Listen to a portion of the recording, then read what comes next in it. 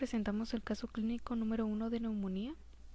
El caso es de un varón de 51 años que acudió al hospital por un cuadro de 2 días de evolución consistente en fiebre, tos con expectoración, disnea y dolor de características pleuríticas en el hemitórax izquierdo.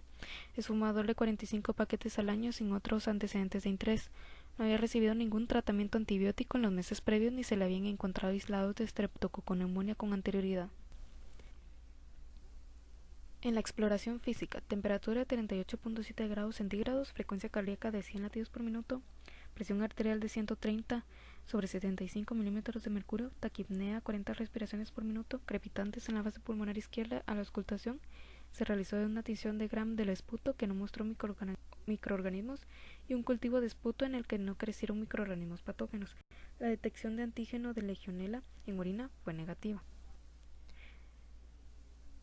Una radiografía de tórax realizada entonces puso de manifiesto un hidronemotórax múltiple izquierdo, por lo que se le realizó una toracocentesis en la que se obtuvo un líquido pleural en el que se aisló streptococoneumonía resistente a levofloxacino y sensible a penicilina, cefotaxima, eritromicina, clindamicina y cotrimoxazol.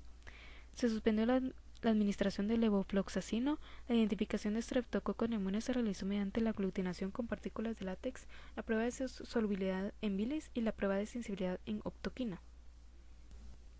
Ahora vamos a hablar un poco acerca sobre la neumonía.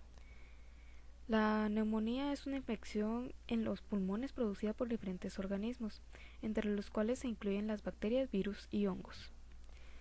Estos atraviesan las distintas barreras de protección hacia los alvéolos. Podemos ver aquí cómo se produce la fiebre por medio de la interleucina 1 y el factor de necrosis tumoral. La interleucina 8 y el factor estimulante de colonias de granulocitos estimulan la liberación de neutrófilos. Así surge la leucocitosis periférica y aumentan las secreciones purulentas. Los mediadores de inflamación liberados por macrófagos y los neutrófilos recién reclutados crean una fuga alveolo capilar. Como consecuencia, hay hemoptisis. Algunas bacterias patógenas interfieren en la vasoconstricción de origen hipóxico. La disminución del volumen y la distensibilidad pulmonar por la fuga capilar, la hipoxemia, la intensificación del impulso respiratorio, el mayor volumen de secreciones y a veces el broncoespasmo por la propia infección culminan en disnea. Aquí podemos ver imágenes de streptococoneumonía, es un neumococo gram positivo encapsulado. Se dispone en diplococo o en cadenas cortas. La curación tiene lugar cuando se desarrollan anticuerpos específicos en la cápsula, lo que facilita la fagocitosis del microorganismo y la destrucción microbiana. El diagnóstico. Se realizó aglutinación con partículas de látex, la prueba de solubilidad en bilis, la prueba de sensibilidad de optoquina. El estudio de sensibilidad se realizó mediante la prueba de ED-test para penicilina, cefotaxima y levofloxacino, mientras que se empleó el sistema de disco-placa para estudiar la sensibilidad de eritromicina, clindamicina y cotrimoxazol. Esta es la prueba de ED-test, la de superior, y la de abajo es la de disco-placa. En la investigación encontramos un poco de orientación. Aquí podemos ver que para la neumonía se requiere de antibióticos para tratar la bacteria en este caso, medicamentos para la tos, para eliminar la tos que es una manifestación clínica de la neumonía, y antifebriles y analgésicos, ya que hay fiebre y hay dolor. Aquí tenemos una imagen del libro de Harrison en la que muestra una antibioticoterapia empírica de la neumonía extrahospitalaria. Son indicaciones de fármacos con dosis. En el número 1 se puede ver que son fármacos con sus dosis para personas que habían estado sanas y que no han recibido antibióticos en los últimos 90 días. En el 2 también son fármacos con sus dosis para personas que tienen otros trastornos concomitantes o antibiótico-terapia en los últimos 90 días. Y se debe de seleccionar otro fármaco de clase diferente. En este caso, ya que era sensible a penicilina, cefotaxima, eritromicina, clindamicina y cotrimoxazol, se puede ver de que en la opción 2, en el punto número 2, tenemos lo que es la amoxicilina, de preferencia dosis altas, 1 gramo 3 veces al día, o la combinación de amoxicilina clavulanato 2 gramos 2 veces al día. Otras posibilidades son cepraxona, cefopodoxima, cefuroxima y además un macrólido. Ahora vamos a iniciar con la guía de la buena prescripción. El problema del paciente es neumonía adquirida en la comunidad causada por Streptococcus pneumoniae. ¿Cuáles van a ser los objetivos específicos para erradicar esta enfermedad? Va a ser primero erradicar Streptococcus pneumoniae sin generar resistencia, disminuir la tos, la fiebre y el dolor. ¿Cómo elegir un agente antibacteriano? La OMS ha promovido la política de uso apropiado de antibióticos, entendida como el uso eficaz de antibacterianos en relación con su costo, con lo cual se obtiene el máximo efecto clínico y terapéutico. Simultáneamente se minimiza la toxicidad de los medicamentos y el desarrollo de resistencia a los mismos. Partiendo de este concepto, se espera que el médico llegue más allá e individualice la terapia de acuerdo a las condiciones epidemiológicas del medio para también las características propias del paciente. Y para esto se puede utilizar la mnemotécnica de la W. La primera W, el primer punto es why, ¿por qué? Entonces se deben de realizar estas preguntas para poder orientar hacia el medicamento. Primero vamos a preguntarnos, ¿realmente existe un proceso infeccioso bacteriano que requiere de antibióticos? Que sería el diagnóstico sintomático, que en nuestros pacientes era positivo. El segundo es, espere, ¿es posible tomar muestras para cultivos y exámenes diagnósticos antes de iniciar los antibióticos? Aquí en este caso sí se realizó, o sea, es preferible que se haga, es mejor. Que el germen más frecuente implicado es, siempre hay que tener en consideración cuáles son los posibles o más frecuentes casos que se dan por tal y tal bacteria, o virus o hongo. ¿Quién? Las características individuales del paciente son para poder tener seguridad de cómo administrar ese medicamento. ¿Dónde llegará y actuará el antibiótico en el tejido comprometido por infección? Hay que preguntarnos si ese fármaco puede llegar al lugar para hacer acción. ¿Cuál es el antibiótico más indicado de acuerdo a la epidemiología y resistencia local? Se refiere a la resistencia bacteriana. En este caso se realizó exámenes de sensibilidad para poder ya tener una lista de medicamentos que se le pueden dar. ¿Qué vía? ¿Cuál será la vía de administración más adecuada? Por ejemplo, cuando tenemos un niño no se le puede dar tabletas como se lo daría a un adulto. ¿Cuándo? ¿Cuál es la dosis de la intervalo de dosificación, tiempo de infusión y duración del tratamiento?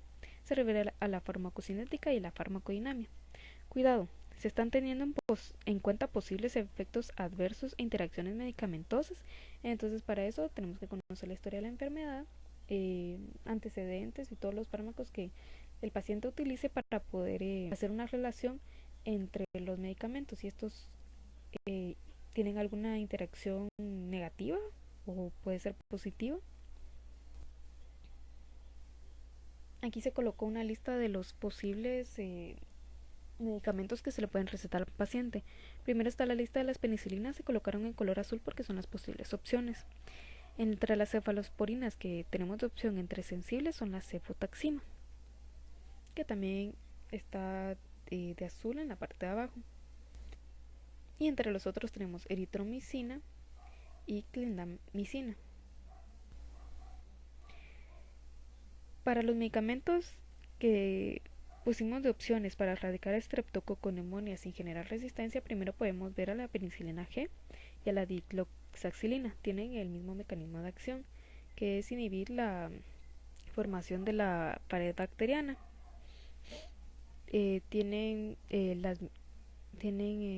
La penicilina G tiene un poco más de efectos adversos que la dicloxacilina, y las contraindicaciones que tienen es de que si el paciente es alérgico o es hipersensible.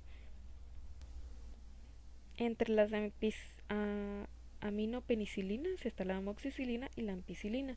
Tienen el mismo mecanismo de acción, tienen otras reacciones adversas, y también las contraindicaciones es de que si es hipersensible o es alérgico a penicilinas. Ahora entre la lista pusimos a las cefalosporinas. Aquí podemos mencionar también que es importante que cuando hay antecedentes de alergia a penicilina de los pacientes también pueden desarrollar contracefalosporinas. Entonces, si el paciente es alérgico a las penicilinas, es mejor no recetar una cefalosporina, ya que se puede, eh, hay una hay una probabilidad del 5.4 al 16.5 de desarrollar también alergia contra estos medicamentos. Aquí entre la primera opción que tenemos es la cefotaxima, que es otro medicamento sensible, tiene el mismo mecanismo de acción, tiene también los mismos efectos adversos y también si el paciente es hipersensible o alérgico a las penicilinas es mejor no recetarle esta cefalosporina. Ya casi para terminar el penúltimo medicamento al que es sensible el paciente es la clindamicina. Este tiene otro mecanismo de acción, inhibe la síntesis proteínica bacteriana a nivel del ribosoma 50S, facilitan la opsonización, fagocitosis, destrucción de las bacterias intracelulares. Aquí podemos ver los efectos adversos y las conveniencias, que se puede observar que es una mayor cantidad que la que tienen las penicilinas y las cefalosporinas. Y por último, la eritromicina, que inhibe la síntesis proteínica bacteriana a nivel del ribosoma 50S, facilita la opsonización, fagocitosis y destrucción de las bacterias intracelulares. También tiene una gran lista de efectos adversos y con respecto a las contraindicaciones encontramos enfermedad hepática grave, QT prolongado y prolongación durante el embarazo. Y en este caso no tenía ninguna de estas contraindicaciones. Pusimos en este cuadro la comparación de los distintos medicamentos para poder escoger el mejor. Entre estos que son solo penicilinas, escogimos la amoxicilina. Este es el segundo cuadro a comparación. Pusimos a la amoxicilina con los siguientes medicamentos al que el paciente era sensible. No se incluyó el último medicamento mencionado, ya que en Guatemala no está ese medicamento. Y igual de esta tabla también se escogió la amoxicilina. Aquí tenemos el siguiente cuadro que mostramos la lista de los medicamentos para disminuir la tos. Está el ambroxol, dextrometorfano, guaifenicin.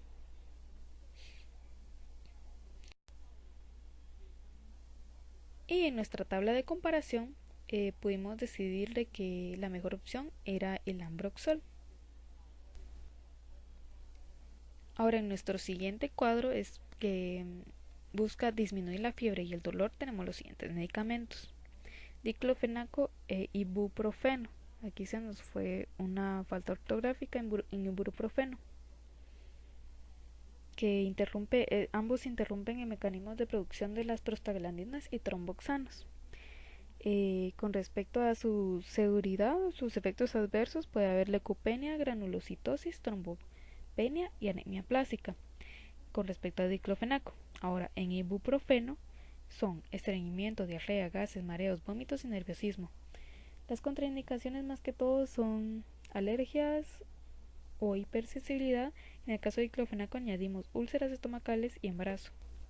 También podemos mencionar el ácido acetilsalicílico, que es la aspirina, que tiene un montón de contraindicaciones y efectos adversos con el mismo mecanismo de acción, y el meloxicam. También tenemos el aceclofenaco. Y por último tenemos el loxoprofeno y el paracetamol. Aquí tenemos la tabla de comparación entre el diclofenaco, ibuprofeno, ácido acetilsalicílico, meloxicam, aceclofenaco, loxoprofeno y paracetamol. Entre estos escogimos el ácido acetilsalicílico, ya que también es se puede decir, el más común que se utiliza. Y aquí tenemos la receta: amoxicilina 500 miligramos, tomar una tableta cada 8 horas por 10 días. Aspirina tableta 500 miligramos, una tableta cada 8 horas. Ambroxol 15 miligramos sobre 5 mililitros, una cucharada 3 veces al día. Estas son las indicaciones que se mencionan, que son dirigidas hacia el paciente. No se colocan como listas, sino que como si se le estuviera hablando a él.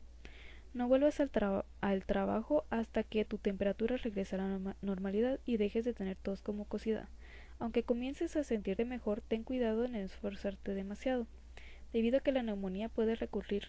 Es mejor que no regreses rápidamente a tu rutina hasta que te sientas completamente recuperado. Bebe mucho líquido, especialmente agua, para ayudar a aflojar la mucosidad en los pulmones.